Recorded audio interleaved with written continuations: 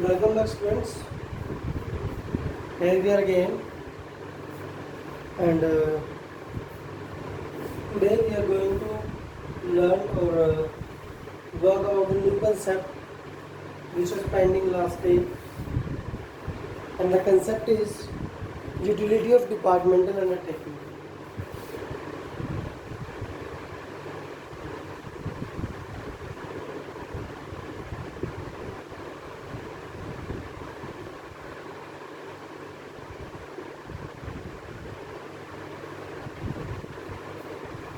Utility of department undertaking,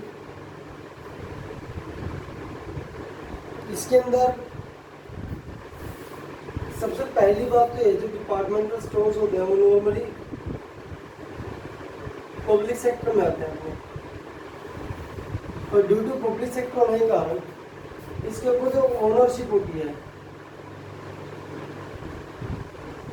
वो government की होती है। प्राइवेट सेक्टर बिल्कुल नहीं होते हैं कि फुल अथॉरिटी और कंट्रोल जो होता है ओनरशिप के अंदर विद कंट्रोल ऑल्सो, ये जो तो गवर्नमेंट का होता है, और प्राइवेट सेक्टर बिल्कुल नील होता है, उसका कोई भी इसके अंदर रोल नहीं होता।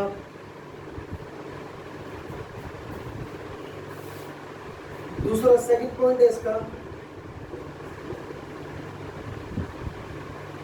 इन्वेस्टमेंट जो लार्ज स्केल की होती है, वेयर इज प्रॉफिट का मैटर नहीं होता।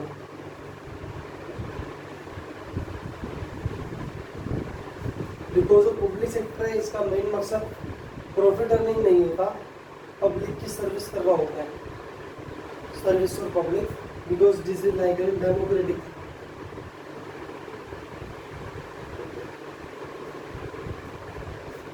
डेमोक्रेटिक लेवल और सेक्टर होता है एक टाइप का, जिसके अंदर इसका मेन मकसद क्या होता है, पब्लिक को सर्विस प्रोवाइड करना, not to earn maximum profit, इसका मेन मकसद होता है। इसके बाद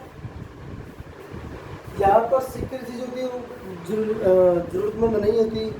क्यों नहीं होती है? बिकॉज पब्लिक सेक्टर में पब्लिक का काम ज़्यादा होता है और वहाँ पर सिक्योरिटी थोड़ी सी मुश्किल हो जाती है रखनी। इसके बाद हम आज पढ़ेंगे पब्लिक कॉर्पोरेशन के बारे में, जो हमारा मेन टॉपिक आज का रहेगा, पब्लिक कॉर्पोरेशन। पब्लिक कॉर्पोरेशन क्या होती है? नॉर्मली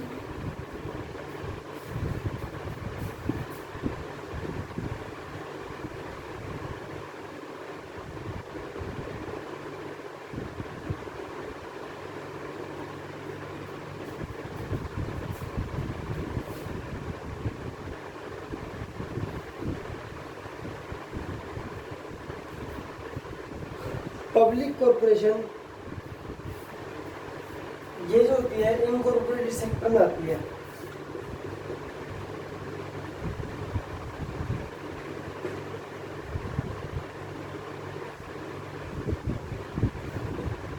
अंडर इनकॉर्पोरेटेड सेक्टर आती है, इसके ऊपर गवर्नमेंट का रूल होता है कंप्लीटली, ये किसी स्पेशल एक्ट के अंदर बनाई जाती है।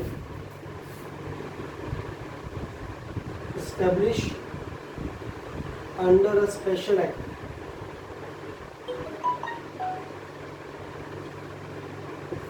स्पेशल एक्ट के अंदर बनाई जाती हैं, उनके अकॉर्डिंग किसी पार्लियामेंट के द्वारा इसको बनाया जाता है, स्टैब्लिश किया जाता है। और ये जो होती है मोस्टली पब्लिक के वेलफेयर के लिए काम करती है।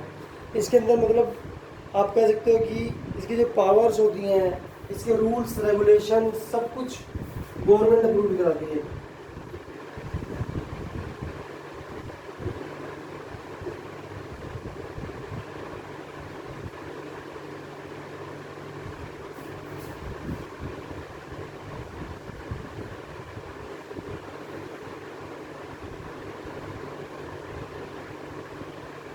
पावर्स, रूल्स और लिमिटेशन सब कुछ क्या करती है? गवर्नमेंट अवेलेबल करवाती है। Here are some examples of this constitution like life insurance company, LIC, Reserve Bank of India, industrial department of India, employees state insurance, central warehouse, food corporation, FCI, industrial Indian airline, Air India और Air India and Air India Air India limited, these are the examples. इसके features के बारे में पढ़ेंगे हम।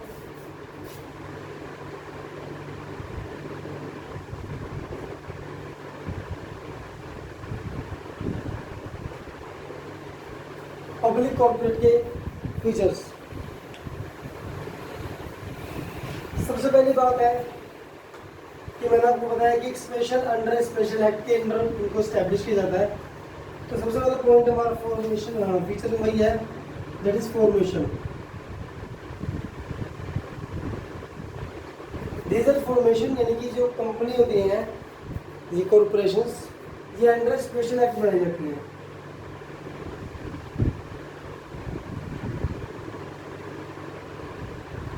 Under special act इनको बनाया जाता है। सेकेंड है इसकी ओनरशिप। ओनरशिप आप लोगों को मेरे से ज़्यादा पता है इसके बारे में, because you know that this is a public corporation. Public corporation है तो ओनरशिप के मामले में यहाँ पर कंप्लीट रोल किसका है? गवर्नमेंट का रोल है इसके अंदर कंप्लीटली। इसके बाद है इसकी मैनेजमेंट।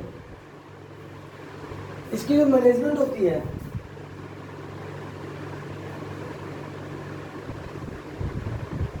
वो जो nominated by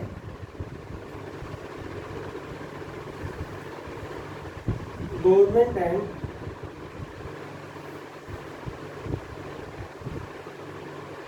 board of director of the company, यानी कि जो पब्लिक कॉर्पोरेशन के अंदर बोर्ड ऑफ डायरेक्टर्स बनाए गए हैं कंपनी के, उन कंपनी की उन बोर्ड ऑफ डायरेक्टर और गवर्नमेंट जो मिलकर इनके मैनेजमेंट को नॉमिनेट कर दिया है, अपॉइंट कर दिया है। इसके बाद होती है इसका फाइनेंसिंग सिस्टम, यानी कि इसके जो फाइनेंस का काम वो कौन करता है? गवर्नमेंट कंपनी है तो इसकी जो फाइनेंशियल स्टेटमेंट होती है, फाइनेंस, वो कंप्लीटली गवर्नमेंट का होता है।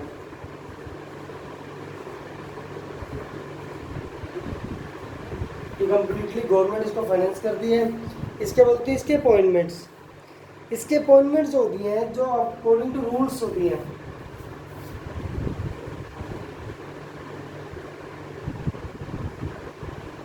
The appointments are going to be held according to the rules of company।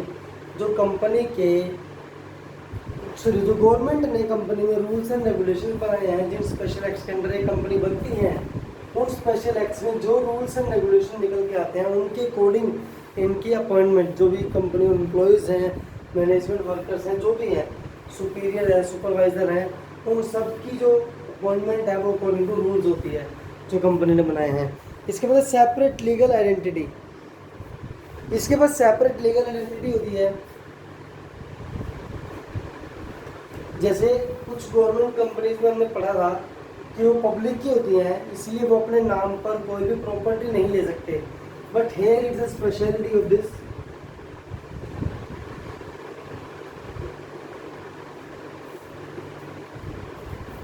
It's a legal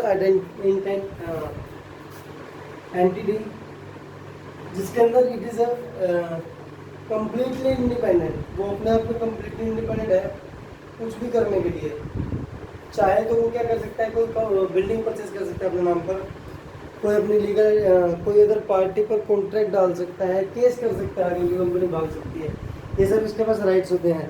इसके बाद एडमिनिस्ट्रेटिव ऑटोनॉमी।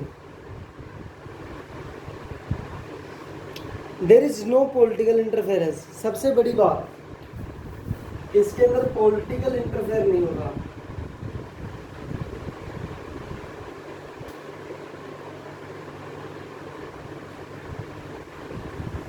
बिल्कुल भी नहीं होता।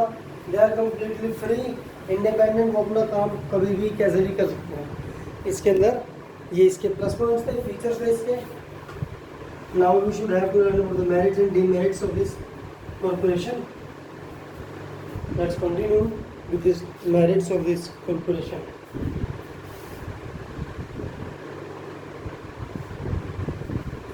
merits, सबसे पहले क्विक डिसीजन। इसके अंदर जो होती है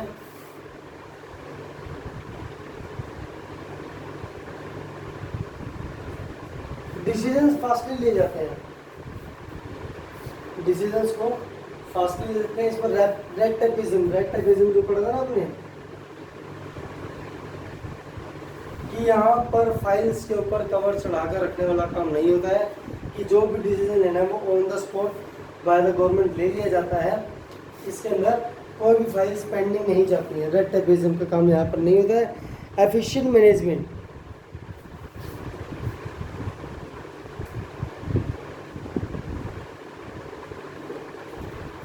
एफिशिएंट मैनेजमेंट में क्या होता है कि इसकी जो मैनेजमेंट होती है वो बहुत बढ़िया है, कि beside the representative of the employees and the consumers the government also remains to professional managers, because यहाँ के जो मैनेजमेंट है वो अच्छी क्यों है, because they are professionals. Government company है, लॉट्स ऑफ फाइनेंस इनके पास होता है, रिसोर्सेज बहुत ज़्यादा होते हैं इनके पास, जिस वजह से ये लोग क्या कर सकते हैं, हाई लेवल स्किल यानी हाई पे स्किल दे करके प्रोफेशनल मैनेजर्स जो होते हैं उनको हायर करते हैं।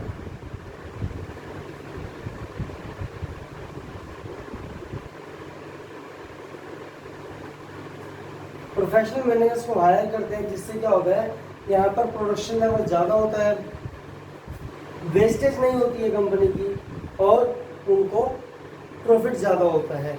इसके बाद है social service.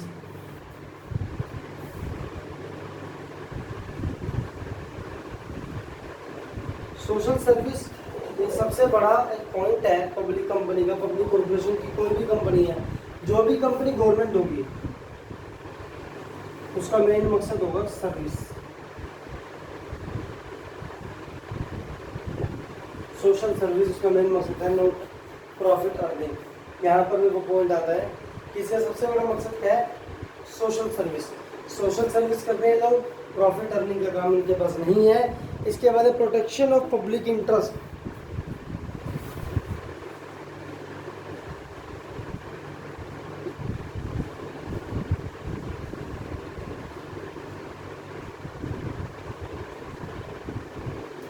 Protection of public interest में क्या आता है, यहाँ पर ये लोग लोगों की देखभाल करते हैं, because the main motive of this corporation is social services. वो लोग लोगों के हितों का विधान करते हैं। This corporation are answerable to the parliament, state legislative assembly for their activities. वो मतलब जो भी ये लोग एक्टिविटी करते हैं, they are given going to be answerable from to the majority कह सकते हैं, या फिर जो बोर्ड ऑफ डायरेक्टर्स है कंपनी के, असेंबली है, लेजिस्लेटिव गवर्नमेंट्स जो भी हैं, उन सब को ये लोग एक्टिविटीज़ का आंसर देते हैं। मान लीजिए अगर कोई एक्टिविटी गलत हो गई है इस कंपनी से, कॉर्पोरेशन से, तो उसका हर जाना ये लोग खुद करते हैं। So due to this situation ये लोग पब्लिकली बहुत अटेंटिव होकर काम करते हैं। इसके बाद हमारा पॉइंट है ऑटोनॉमी इन ऑपरेशंस, कि there is no interference of government. इस पॉइंट को पहले पढ़ चुके हैं।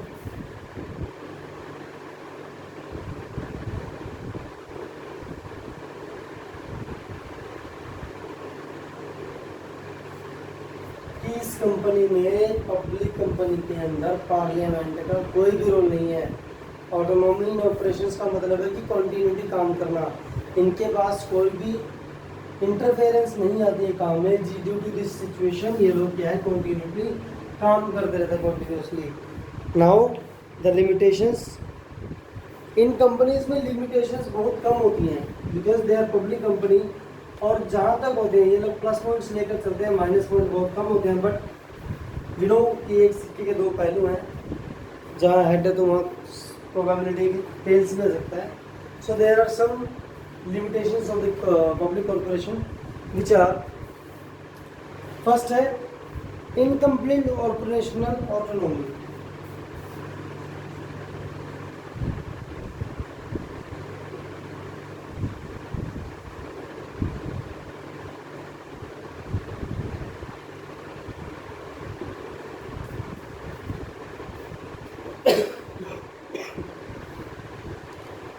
To declare that or corporation have autonomy in operation is only theoretical. In reality, completely government interference, consequently they don't take any decision fairly. यानी कि यहाँ पर ये बात ये कह रहा है कि गवर्नमेंट कंपनी है और इसके अंदर पब्लिक जो पॉलिटिकल पार्टीज है उसका इंटरफेरेंस नहीं है। ये बात थ्योरी है, थ्योरी मतलब केवल लिखने की सुनने की बात है। बिकॉज ए पब्लिक कंपनी यहाँ पर क्या पॉलिटिकल इंटरफेरेंस होता रहता है।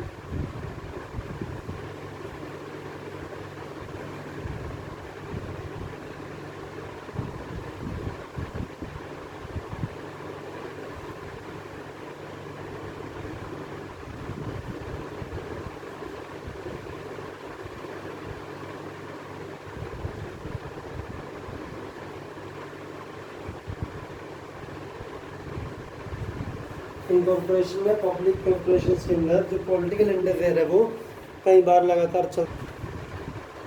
सेकंड है lack of competitive feelings.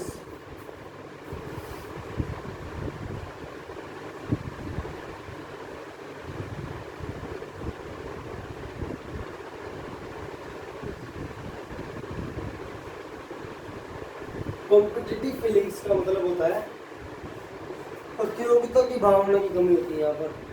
Public जैसे आपने मोस्टली हम लोग सुनते भी हैं, आपने क्या देखा गवर्नमेंट सर्विस में लोग काम नहीं करके रखते क्योंकि उनको सैलरी 100% मिलनी ही नहीं है। Due to this feeling they are not completely competitive feelings. ये कॉम्पिटिटिव काम नहीं करते हैं ये लोग।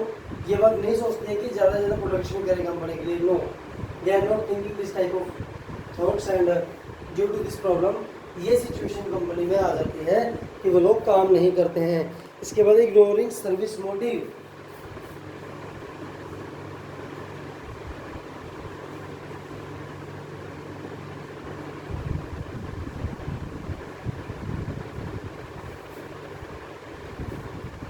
इग्नोरिंग सर्विस मोटिव का मतलब होता है पब्लिक कंपनी का मेन मकसद क्या है? सर्विस, पब्लिक सर्विस करना। बट आजकल जो है पब्लिक कंपनी के अंदर जो काम करने वाले एम्प्लॉयज़ हैं वो अपने सर्विस मोटिव को भूल गए हैं, वो उनका मेन मकसद भूल गए हैं। आजकल सभी क्या चाहते हैं अपनी अपनी पॉकेट में बस कैसे भी करके मनी आ जाए, पैसा आ जाए। दैट डजंट मैटर कि वो लोग सर अपना मकसद पूरा कर रहे हैं कि नहीं कर रहे हैं। And this point indicates this problem कि यहाँ पर लोग जो अपना मोटिव भूल जाते हैं और काम सही से नहीं करते हैं। इसके बाद है utility of public corporation.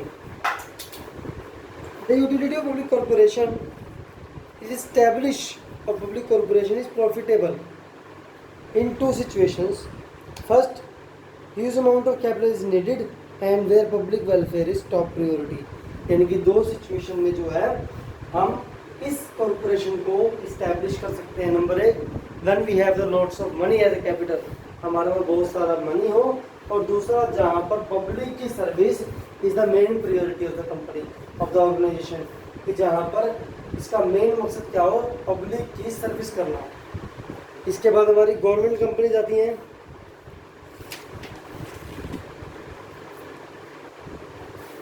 Let me know about something about government companies.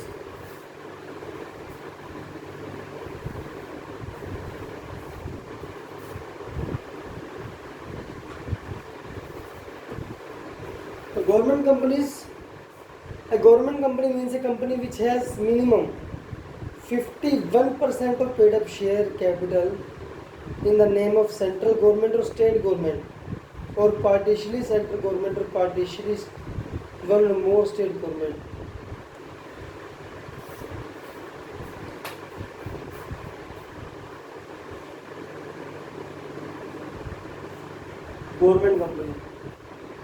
Government company वो होती है जहां पर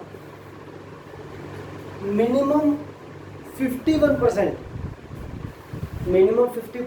है, मैक्सिमम 100 भी हो सकता है, ठीक है ना।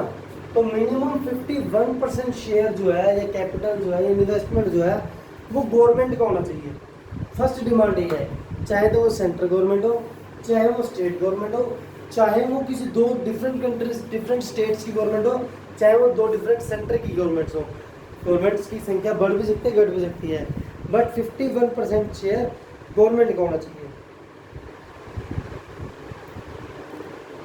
इससे क्या होता है कि गवर्नमेंट जो होती है वो उस कंपनी में मेन शेयर होल्डर बन जाता है, मेजर शेयर। जिसके पास 50% से अबव शेयर चले गए वो क्या है, वो कंपनी को ओनर तो कराएगा। बिकॉज वो 51% शेयर के मालिक है, 51% प्रॉफिट का मालिक है बिजनेस के अंदर, और 51% कंपनी का मालिक है। अगर मान लीजिए कंपनी में 100 शेयर्स हैं, तो अगर गवर्नमेंट उस 51 शेयर्स खरीद रही है, तो कंपनी में वो 51% प्रॉफिट का ओनर कहलाता है। और इस सिचुएशन की कंपनी को गवर्नमेंट कंपनी बोलते हैं। गवर्नमेंट कंपनी दो टाइप की होती हैं। Number 1, wholly owned government companies where the entire capital by government. एक तो वो मैंने बताया था ना आपको कि 100% भी सकती है गवर्नमेंट की इन्वेस्टमेंट। तो दो कंपनीज निकल के आती हैं, फर्स्ट है गवर्नमेंट कंपनी, दूसरी है मिक्स्ड गवर्नमेंट कंपनी।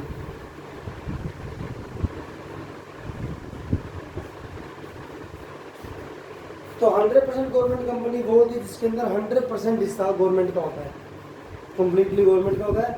और मिक्स्ड कंपनी वो होती है जिसके अंदर 51% तो गवर्नमेंट का हो सकता है, और 49% में कोई अनदर पर्सन या फिर कोई जॉइंट ओनर कंपनी जो है वो इसके अंदर इन्वेस्टमेंट कर देती है। कुछ एग्जांपल्स दिए गए जैसे Hindustan machine tools, national fertilizers limited, state trading corporation of India, coal India limited, Hindustan Mysore paper mill and the Bharat heavy electrical limited. these are the some examples of government company. Now we learn about the features.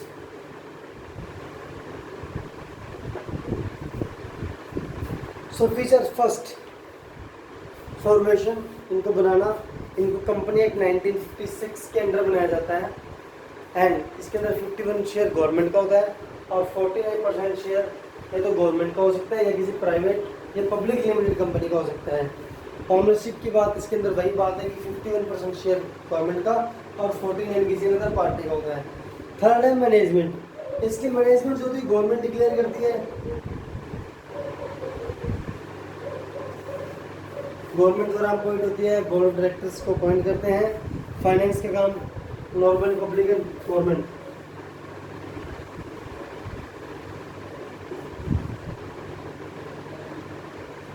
Finance का काम करती है इसके अंदर, और appointment जो होती है वो कंपनी की कंडीशंस के अकॉर्डिंग ही दी जाती हैं अब by the government.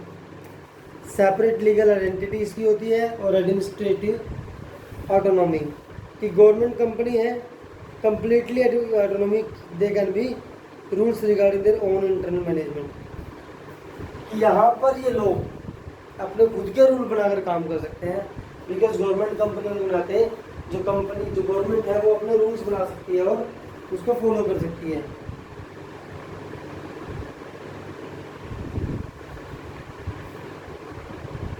Merits,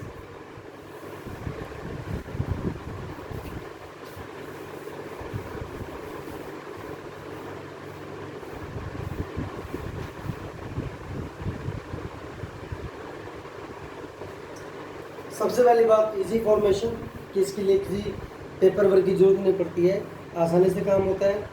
autonomy की इसके अंदर किसी का इंटरफेरेंस नहीं है, जिस वजह से लगातार काम करते हैं। फ्लेक्सिबिलिटी, फ्लेक्सिबिलिटी आपको पता है क्या कि मैं बार बार बता चुका हूँ, जहाँ पर जिस कंपनी में रूल्स में अकॉर्डिंग टू सिचुएशन चेंज किया जाता है उसको फ्लेक्सिबिलिटी बोलते हैं।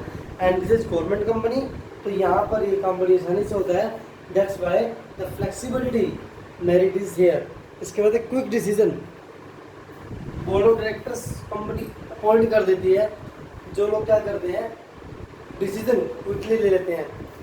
इजी फाइनेंसिंग बिकॉज गवर्नमेंट की होती है, और बेनिफिट टू प्राइवेट पार्टिसिपेशन, और इसके अंदर जो मेन बेनिफिट होता है प्राइवेट पार्टिसिपेशन। प्राइवेट पार्टिसिपेशन कौन होता है पता है?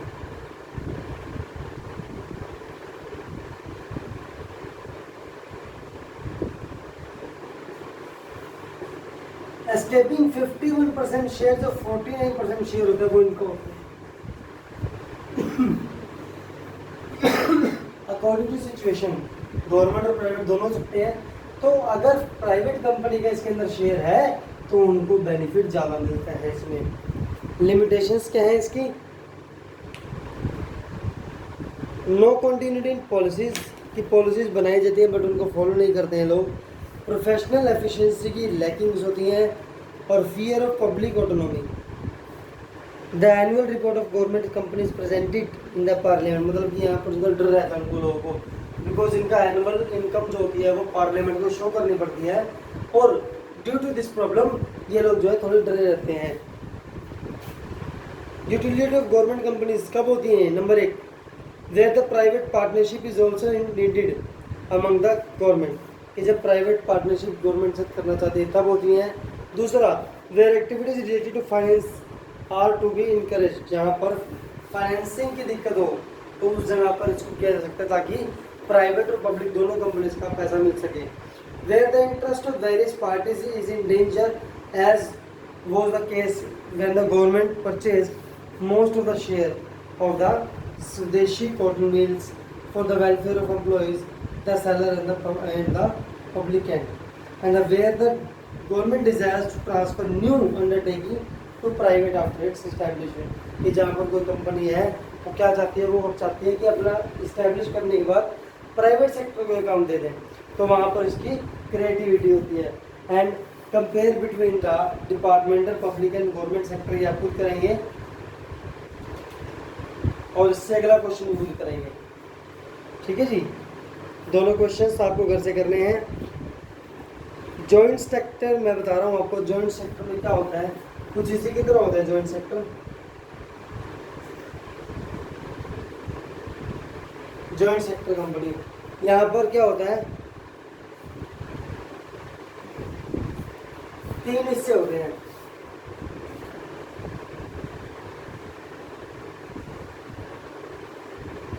Government,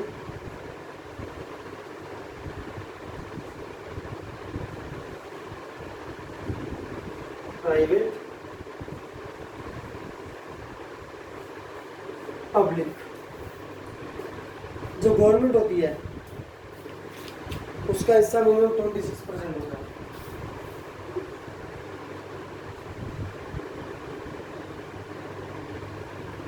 private sector 25% minimum, and rest of the